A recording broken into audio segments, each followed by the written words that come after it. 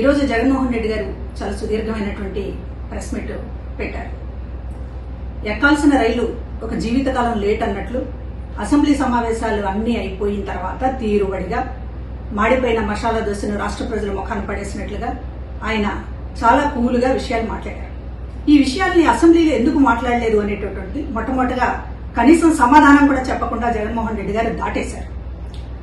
100 కోట్ల రూపాయలు ఖర్చు పెట్టి ప్రతిరోజు అసెంబ్లీ సమావేశాలను 16 రోజుల పాటు నిర్వహిస్తే ఒకరోజు కూడా ఆయనతో పాటు ఆయన ఎమ్మెల్యేలు కూడా అసెంబ్లీకి రాకుండా రాష్ట్ర ప్రజల సమస్యల మీద మాట్లాడకుండా తీరుబడిగా 20 రోజుల తర్వాత విలేకరుల సమావేశం అంటూ పెట్టి ఆయన మాట్లాడినటువంటి మాటలు అసందర్భం, అసత్యాలు. అసందర్భంగా ఈ రోజున ఆయన మాట్లాడినటువంటి తీరు చాలా ఆశ్చర్యం కలిగించింది. ఒకటి, ఆయన ఆర్థిక విధ్వంసం గురించి ఏదో మాట్లాడారు. అప్పులు చేస్తున్నారు రాష్ట్ర ప్రభుత్వం అనేటటువంటి దీంతో మాట్లాడుతూ కాగ్ రిపోర్టుని కోట్ చేశారు. అయ్యా జగన్మోహన్ రెడ్డి గారు, కాగ్ రిపోర్టుని మీరు కోట్ చేయాలి అనుకుంటే గతంలో మీ హయాంలో కాగ్ రిపోర్టు ఏం చెప్పింది అనేటటువంటిది కోట్ చేసి ఉంటే బాగుండేది కదా. కాగ్ రిపోర్టు మా ప్రభుత్వానికి చాలా కితాబిచ్చింది అని మీరు ఏదైనా చూపించదలుచుకుంటే ఆ స్లైడ్ ఎందుకు వేయలేకపోయారు? కాగ్ రిపోర్ట్ ని ఆధారం చేసుకుని మాట్లాడాలి అని అంటే మన ప్రభుత్వానికి కాగ్ రిపోర్ట్ ఏమన్నా కితాబులు ఇచ్చి ఉంటే అది రిఫర్ చేయాలి.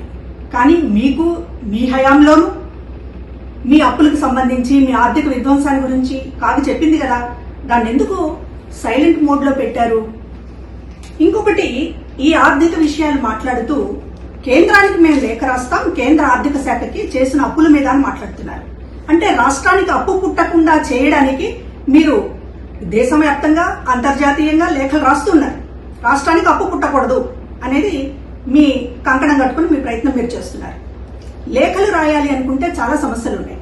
రైతులు గిట్టుబాటు ధరలు మీరే చెప్పారు, గిట్టుబాటు ధర లేదని. గిట్టుబాటు ధర మీద ఏ రోజు కేంద్రానికి ఒక్క లేఖ రాయకుండా ఇవాళ అప్పు పుట్టకుండా చేయడానికి మాత్రం లేఖలు రాస్తానండం రాష్ట్రం మీద మీరు అన్న కత్తిగట్టారా జగన్మోహన్ రెడ్డి గారు? ఇంకొకటి, మహిళల వేధింపుల పైన చంద్రబాబు గారి చర్యలు తీసుకోవడం లేదు అని మాట్లాడారు. అసలు ఈ మాట మాట్లాడే అర్హత జగన్మోహన్ రెడ్డి గారికి ఉందా? ఒక ఎంపీ న్యూడ్ కాల్స్ తో దేశమంతా రాష్ట్రం పరువు తీసినప్పుడు ఆ ఎంపీ మీద మీరేం చర్యలు తీసుకున్నారు జగన్మోహన్ రెడ్డి గారు? మీ మంత్రులు గంట అరగంట అని చెప్పేటటువంటి ఒక అశ్లీలమైనటువంటి మాటలు మాట్లాడుతున్నప్పుడు మీరేం చర్యలు తీసుకున్నారు? స్వయంగా మీ చెల్లి షర్మిల మీద ఆ వర్రా రవీందర్ రెడ్డి అనేటటువంటి వాడు చాలా జుగుప్సాకరంగా పోస్టులు పెట్టినప్పుడు మీరేం చర్యలు తీసుకున్నారు? పైగా అతను వెనకేసుకొచ్చారే. మరి అట్లాంటి వాళ్ళకి నైతిక అర్హత ఉంటుందా? మరొకళ్ళు చేయలేదు, మరొకళ్ళు చర్యలు తీసుకోవడం లేదు అని మాట్లాడేటటువంటి అర్హత ఉంటుందా జగన్ గారు? ఇంకా ఏం మాట్లాడారు? తండ్రిని లోకేష్ జాకీలెత్తి లేపుతున్నాడు అని చెప్పి మాట్లాడుతున్నారు. తండ్రులుండి ఎవరైనా కొడుకులు జాకీలు ఎత్తుతారు. గొప్పతనం ఉన్నప్పుడు మరింతగా ఎత్తుతారు. మీలాగా రాజశేఖర రెడ్డి గారి పథకాలకు పేరు తీసేయడం, రాజశేఖర రెడ్డి గారిని డౌన్ చేసి మీలాగా పైకి వెళ్లాలనుకోవడం అందరు కొడుకులు చేయలేరు కదా. కాబట్టి లోకేష్ గారి తండ్రిని ఎత్తుతారు ఖచ్చితంగా. ఇంకా విషయం, కల్తీ నెయ్యి పరకామణి చోరీ గురించి అంత సుదీర్ఘంగా మాట్లాడుతుంటే రాష్ట్ర ప్రజలకు అనుమానం వస్తుంది.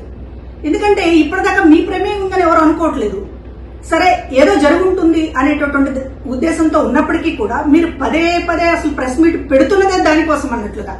కల్తీ నెయ్యికి సంబంధించి, పరకామణికి సంబంధించి చంద్రబాబు గారికి, లోకేష్ గారికి కాస్త బురద పూద్దామని చేస్తున్నటువంటి ఒక విస్తృతమైనటువంటి ప్రయత్నం చూస్తుంటే దొంగే దొంగ అని అరిచినట్లుందే.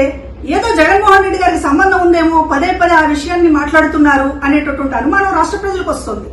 ఇవాళ మీరు పరకామణి చోరీ గురించి మాట్లాడుతున్నటువంటి తీరు గతంలోనేమో అదేదో చిన్న తప్పన్నారు, ఇవాళేమో ఎందుకు బెయిల్ ఇప్పించారని అంటున్నారు. గతంలో పరకామణి చోరీ కేసు చిన్నదైందా? భక్తులకి న్యాయం చేయటము, దేవుడికి న్యాయం చేయడము అంటే సొమ్ము అప్పు చెప్పడమేనా? శిక్షించవద్దా? నేరస్తుల్ని శిక్షించవద్దా?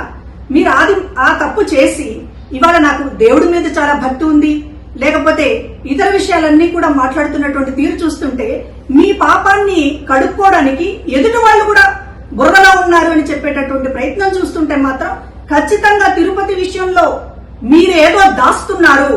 జగన్మోహన్ రెడ్డి గారికి స్వయంగా ప్రమేయం ఉన్నటువంటి విషయాల్ని దాయటానికే పదే పదే ప్రెస్ మీట్ వంకతోటి కల్తీ నెయ్యి గురించి, పరకామణి గురించి మాట్లాడుతున్నారు. రాష్ట్ర సమస్యల మీద కంటే కూడా ఆ విషయాలనే ప్రస్తావిస్తున్నారు అనేటటువంటిది అర్థమవుతోంది.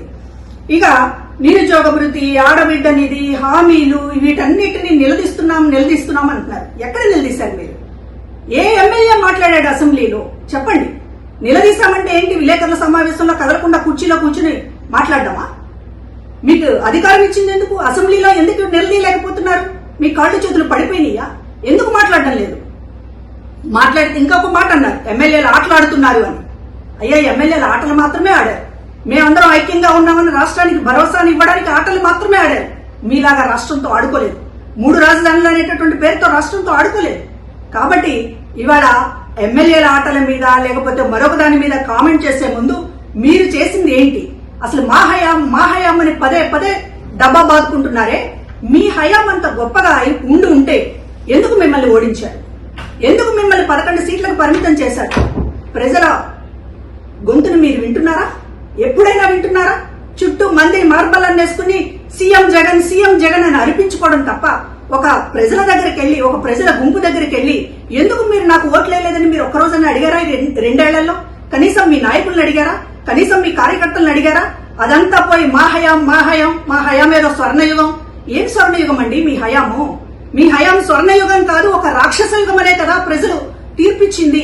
దాన్ని మీరు చెవికెక్కించుకోకుండా పదే ఈ విలేకరుల సమావేశంతో మళ్ళీ ఎందుకు మాకు రీల్ చూపిస్తున్నారు? మీ రాక్షస కాండని మళ్ళీ రీల్ చేసి చూపిస్తున్నారు తప్ప మీ హయాం గురించి కనీసం మీరు ఇప్పటికైనా సరే వాస్తవాలు తెలుసుకోండి, సరిదిద్దుకోండి. ఇది నా విన్నపం.